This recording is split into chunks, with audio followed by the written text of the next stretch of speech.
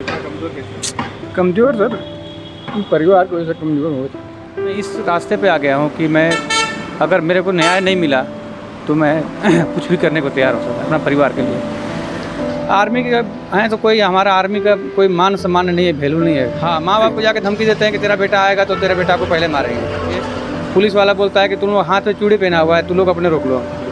एक तरफ राज्य की पुलिस और सरकार जो है नक्सली मुक्त झारखंड बनाने में लगी हुई है, लेकिन दूसरी तरफ जो तस्वीरें बयां कर रही है, यह हमारे साथ जो इस वक्त तस्वीर देख रहे हैं आप, यह नंदकिशोर यादव हैं। इंडियन आर्मी में चाइना बॉर्डर पर ड्यूटी करते हैं, गढ़वा डिस्ट्रिक्ट ज़िले से आते हैं और इनके जो विधायक हैं मिथिलेश ठाकुर, कई बार उनसे इन्होंने शिकायत की है कि इनको जान से मारने की धमकी दी जाती है। इनका अपहरण भी 2 साल पहले जो है कर लिया गया था उग्रवादी संगठन की ओर से, और उग्रवादी संगठन के जो लोग हैं वह बार बार इनके घर परिवार वालों को धमकी देते हैं। नतीजा यह है कि अपने घर परिवार से दूर रहकर यह ड्यूटी करते हैं, अपने परिवार को भी घर पर नहीं रख पाते हैं और इनके ज़मीन जगह को लूटने की धमकियां दिन रात इनके माता पिता को देते रहते हैं। मुख्यमंत्री से गुहार लगाने के लिए इस वक्त राजधानी रांची पहुंचे हैं मंत्री मिथिलेश ठाकुर, जो कि इनके विधायक हैं। उनके पास कई बार शिकायत दर्ज की है। ट्विटर का ज़माना है, ट्विटर पर ज़्यादा एक्टिव है, लेकिन आर्मी में रहने के कारण जो है यह ट्विटर नहीं यूज कर पाते हैं, नहीं ट्वीट कर पाते हैं। क्या कुछ पूरे मामले पे इनका कहना है, इन्हीं से जुड़ते हैं और इनकी समस्याओं को लेकर कब तक आखिर सरकार जो है संज्ञान लेती है, मंत्री मिथिलेश ठाकुर जो विधायक है वह लेते हैं। इन्हीं से बातचीत कर लेते हैं कि क्या कुछ इन्हें समस्याओं का समाधान, क्योंकि जो आर्मी हमारी सुरक्षा के लिए सरहद पर ड्यूटी करती है, आखिर उनकी सुरक्षा के लिए जिम्मेदारी कौन लेगा।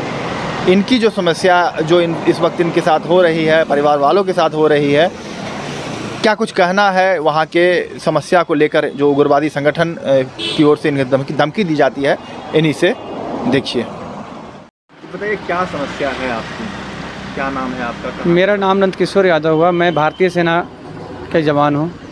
मैं इस वक्त चाइना बॉर्डर में ग्लेशियर में पोस्टेड हूँ।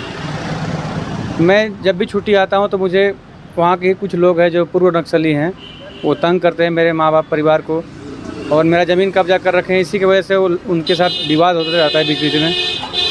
मैं पिछला छुट्टी आया था, उस टाइम मेरे ऊपर उन्होंने चोरी का आरोप लगा के और थाना में शिकायत दर्ज कराए और मेरे 2 भाइयों को उन्होंने पकड़ के जेल भेज दिया। और मैंने इसके जाँच के लिए अपने विधायक जो हमारे गढ़वा ज़िला के हैं मिथिलेश ठाकुर जी के पास आए थे, उनके पास दिया आवेदन मैंने कि इसका जांच कराया जाए। एसपी के पास भी गया, डीएसपी, सभी जगह गए, लेकिन कोई एक्शन नहीं हुआ। चोरी का आरोप में मेरा भाई जेल में गए दोनों, और मुझे चोर बोल कर उन्होंने, पुलिस वाले मेरे पीछे पड़े हुए हैं कि वो जब आएगा तो उसको अंदर करेंगे। अभी मैं 1 महीना पहले छुट्टी आया हूँ, एक दिन भी मैं घर पर नहीं रह पाया। मैं अपना सिटी में किराए में लेकर रहता हूँ अपना बीवी बच्चा के साथ। मैं अपने गांव से 50 किलोमीटर दूर रहता हूँ। हाँ, जो मेरा गांव है वहाँ से मैं 50 किलोमीटर दूर डाल्टनगंज सिटी में रहता हूँ, क्योंकि वहाँ पे मुझे खतरा है। 2 साल पहले मुझे उग्रवादियों ने किडनैप करके ले गया था, अपहरण करके। उस टाइम भी मैं लिखित शिकायत किया हूँ। क्यों, कारण क्या मानते हैं? आपका ज़मीन जगह हड़पना चाहता है? जगह ज़मीन मेरा पहले से कब्जा कर रखे हैं लोग। जगह 2004 लोग आपको मदद नहीं करते हैं? मदद कर रहे हैं, लेकिन वो किसी का सुनने वाला है नहीं, किसी को सुनने को तैयार नहीं। लोग रहते हैं वहाँ पे अगल बगल में आपके लोग? मेरे अगल बगल मेरा परिवार के लोग कम से कम 20-25 लोग हैं जो हमारे पक्ष में है। तो सभी की ज़मीन उन्होंने कब्जा कर रखा है, सिर्फ मेरा ही नहीं। सब मिलके क्यों नहीं आवाज़ उठाते हैं विधायक? सभी कोई गए हैं, सभी गए हैं, लेकिन अभी तक कोई एक्शन नहीं हुआ। कई बार थाने में गए, एसपी के पास गए, हर जगह गए, लेकिन कोई एक्शन नहीं हुआ। ये कितने दिनों से चल रहा है? हमारा ज़मीन तो उन्होंने, जब नक्सली का बहुत वर्चस्व था 2004 से ही कब्जा कर रखा उन्होंने, लेकिन 2 साल से ही चल रहा है मामला हमारा। दोबारा जब ज़मीन का हमने आवाज़ उठाया तो ऐसा हो रहा है कि ज़मीन तो हमारा कब्जा कर ही लिया, हमारे परिवार को कोई मारपीट करते हैं, कभी केस करते हैं, उल्टा फंसा देते हैं। अब पुलिस वाले के पास जाइए तो पुलिस वाला कुछ सुनते नहीं है। जो अगला पैसा दे दिया, पैसा के बल पे, अगर मैं इसी का जांच कराना चाह रहा हूँ, अगर मैं गलत हूँ तो मेरे ऊपर कार्रवाई हो। यहाँ था वो पुलिस वाला जो हमारे ऊपर चोरी का आरोप लगाए हैं, उनके ऊपर भी कार्रवाई होना चाहिए। कौन थाना पड़ता है? भंडरिया थाना, गढ़वा जिला। आज कहाँ आए हैं? आज वहाँ से मैं आज मुख्यमंत्री के पास मिलने आया हूँ, क्योंकि मैं 28 सितंबर को दिया था आवेदन मिलने के लिए कि मैं मिलना चाहता हूँ, तो अभी तक कोई टाइम नहीं मिला। आप लोग तो आर्मी से हैं, आप लोगों की बात जल्दी सुननी चाहिए पुलिस विभाग को। आर्मी के हैं तो कोई हमारा आर्मी का कोई मान सम्मान नहीं है, वैल्यू नहीं है।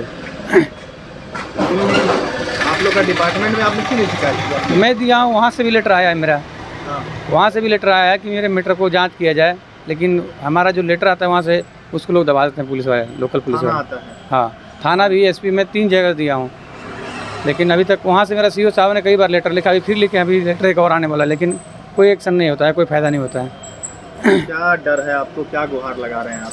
मेरा डर यही है कि मेरा 2 साल पहले अपहरण हुआ है, उन्होंने मार पीट किया है उग्रवादी, मेरे परिवार के साथ कभी भी अनहोनी घटना हो सकता है, मैं घर जा नहीं पा रहा हूँ क्योंकि मुझे लोग मार देंगे, इतना मुझे पता है। आपके मम्मी पापा? मेरे मम्मी पापा तो वहीं पर रहते हैं, गांव में रहते हैं, बाकी मेरा बीवी बच्चा, मेरा भाई सब बाहर रहते हैं। माँ पापा को कोई धमकाता है आगे? हाँ, माँ बाप को जाके धमकी देते हैं कि तेरा बेटा आएगा तो तेरे बेटा को पहले मारेंगे।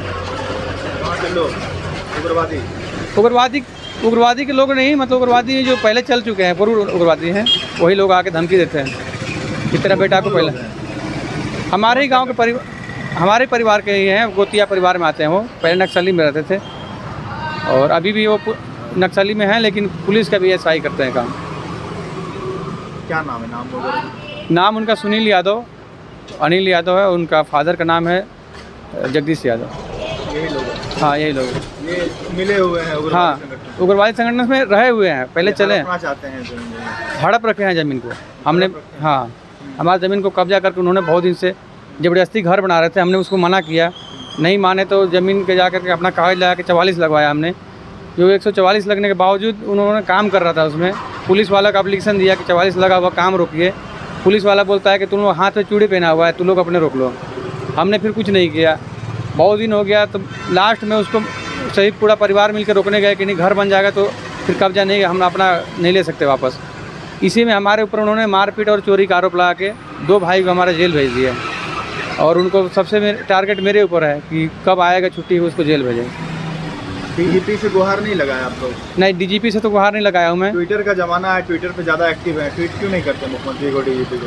ट्विटर देखिए हमारा सेना में लागू नहीं है, हम कोई भी सोशल मीडिया का उपयोग नहीं कर पाते हैं, हम फौज में हैं तो ना फेसबुक व्हाट्सएप तो चलाते हैं, इंस्टाग्राम ट्विटर नहीं करते यूज, तो हमें ट्विटर के बारे में उतना नॉलेज है नहीं, इसलिए हम ट्विटर नहीं यूज करते हैं, तो क्योंकि हमारा सेना में बैन है वो, हम ट्विटर और फेसबुक इंस्टाग्राम नहीं यूज करते हैं, जिसकी वजह से हम ट्विटर के कोई सहारा नहीं ले पाए। मैं इस रास्ते पे आ गया हूँ कि मैं अगर मेरे को न्याय नहीं मिला तो मैं कुछ भी करने को तैयार हो सकता अपना परिवार के लिए। मैं क्या बताऊँ आपको, अगर सरकार मुझे न्याय नहीं देगी तो मैं अपना परिवार के लिए कुछ गलत कदम उठा सकता हूँ और नौकरी नहीं करूँगा सर।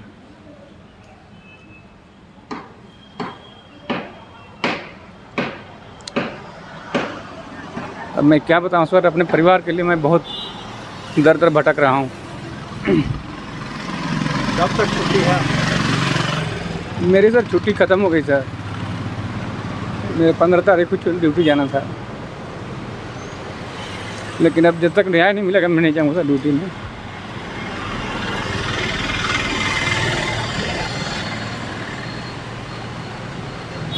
मैं बहुत दौड़ा, बहुत अपना प्रशासन का सहारा लेना चाहिए, लेकिन प्रशासन को बस पैसा चाहिए, पैसा के बदले कुछ काम करते हो। आर्मी तो अंदर से स्ट्रांग होता है, आप इतना कमज़ोर कैसे? कमज़ोर सर, परिवार को ऐसा कमज़ोर हो